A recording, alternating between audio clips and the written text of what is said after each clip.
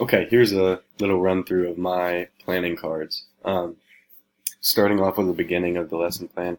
So I'm doing my whole lesson on PictoChart.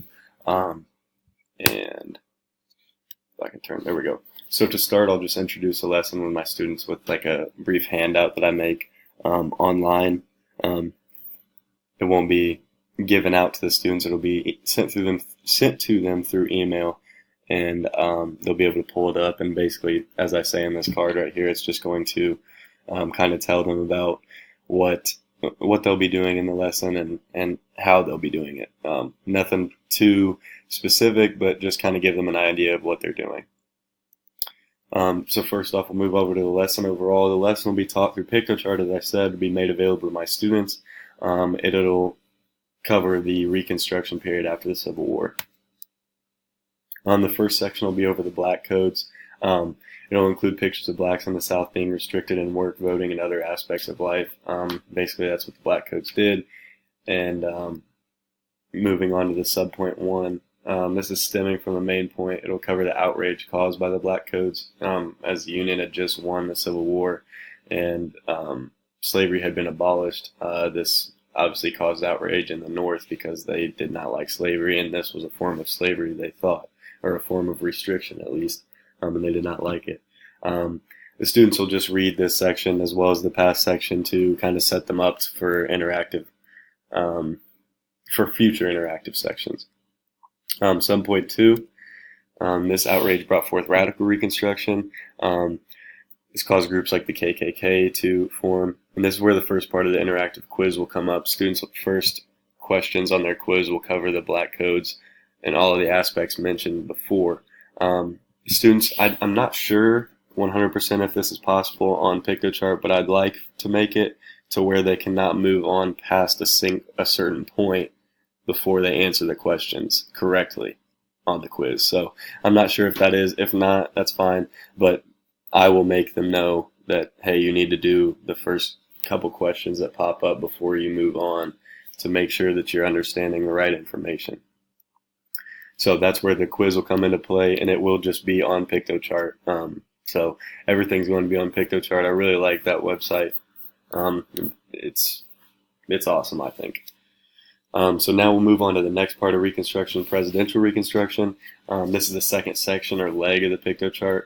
And it moves on to, it's the same time period, it's just another aspect of Reconstruction. Students will read and view facts on what Andrew Jackson did to put forth Reconstruction, and also they'll understand that Andrew Jackson was behind all of it. Oops. So yeah, stemming off from the main point, this will cover another aspect of presidential Reconstruction.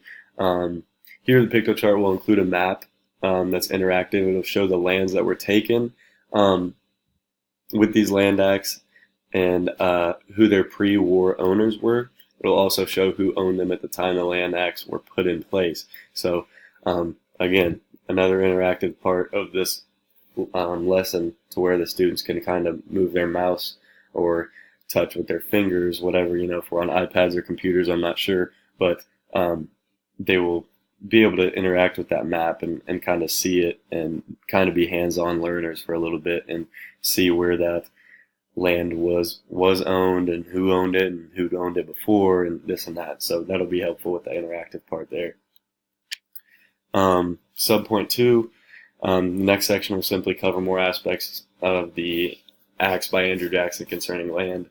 Have more facts and also a link to a more in-depth description of the acts that students will, if they wish to learn any more about it, they'll be able to view it. They don't have to, but if they want to, they can.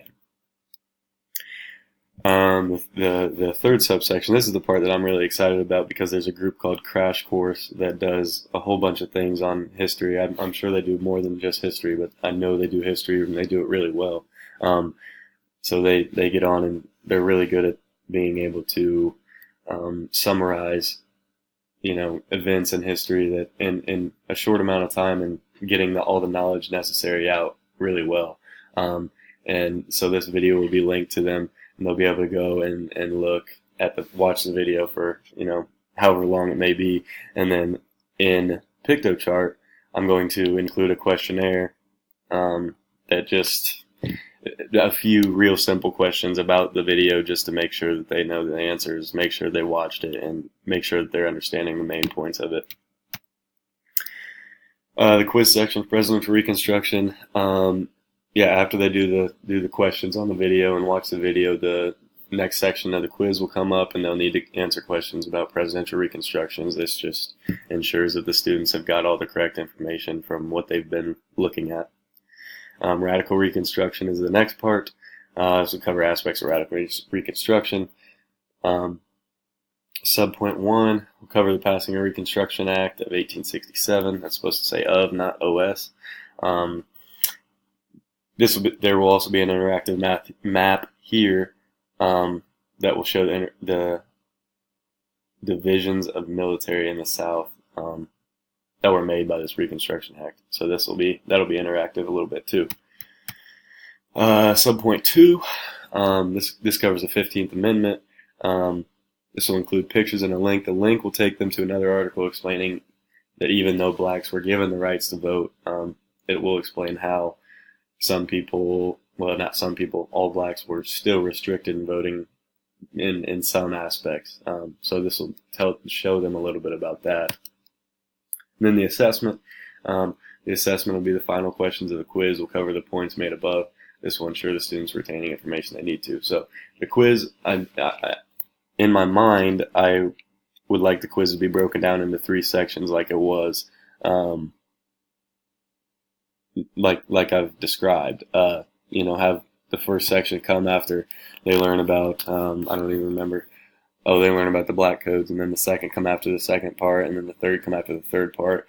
And in there, they'll have those questions about the video that they watched and stuff like that. So that's how I'm thinking of it in my mind, and that's how I'd like to do it. So the quiz won't be all at one time. It'll be kind of 3 sub-quizzes, if you will, kind of 3 smaller quizzes that they take throughout. And the quizzes, will be, they'll be fairly easy because they have all the information right there with them. But, at the same time, it'll make sure that they're at least understanding what I want them to understand. I realize that he said there's no set number for how many planning cards, and he said if you're doing it under 20, it might not be well.